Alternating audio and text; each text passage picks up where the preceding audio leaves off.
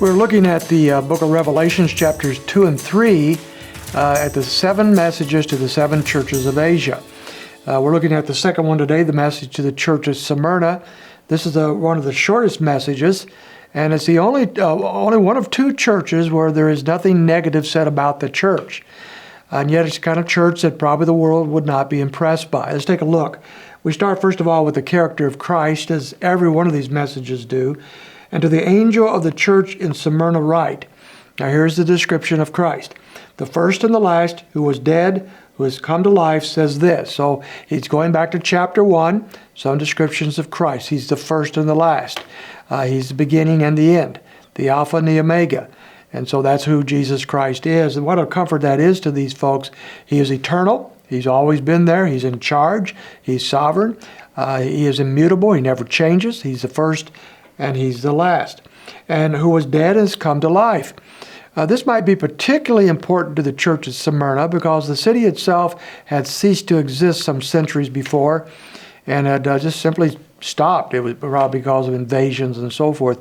But it had come back to life some centuries later and now had come, but that was part of its history. It had a history of having been dead and coming back to life. But even more so as we move into the message, we find that death hung over this church. They are one of the most persecuted of the 7 churches. They were in danger, some of them perhaps, of losing their lives. And the Lord is wanting them to know that even if that takes place, He has conquered death. They may die in this life for the cause of Christ, but they will be resurrected from the dead. They will come back to life as Christ did, because Christ, their Lord, conquered death. Then he begins the actual message, and he starts with a commendation. He says, I know. Every one of these commendations begin with this statement, I know. Christ knows. He's not deceived. He's not getting fake news. He's not getting information that's unreliable. He knows. He says, I know your tribulation and your poverty, but you are rich. What a beautiful phrase. He knows they're going through hard times. He doesn't doubt that. He understands it. And he knows their poverty, so they're apparently a very poor church. They wouldn't have a beautiful cathedral or anything like that. They're just a very poor people, just a common people. But he immediately adds the phrase, but you're rich.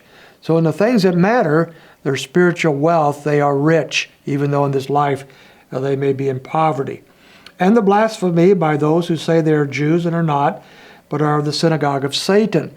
And so they're under a particular pressure by apparently a group of Jewish people, perhaps, but he says they are from the synagogue of Satan. So whether there's an actual literal synagogue of Satan here or not is debatable, but nevertheless, it is a religion controlled by the devil himself. That would be probably the takeaway. It says, do not fear what you're about to suffer, and he does not minimize that. He's already said, I know your tribulations, and apparently it's going to get worse.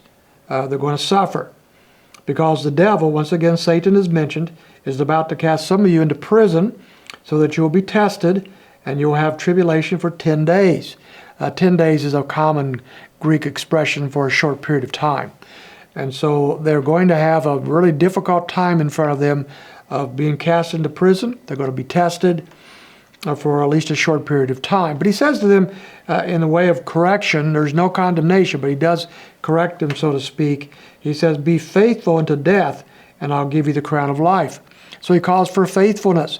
In the midst of tribulation, in the midst of persecution, even if they're cast into prison, even if some are martyred for the cause of Christ, he calls for them to be faithful even unto death. And he says, I'll give you a crown of life. James chapter 1, verse 12 mentions this crown of life. There's a number of crowns mentioned in the New Testament for the believers as rewards. And this crown of life is mentioned at least twice in the New Testament as apparently a crown given to those who are faithful. No matter what trials and difficulties they go through, they're faithful to the Lord.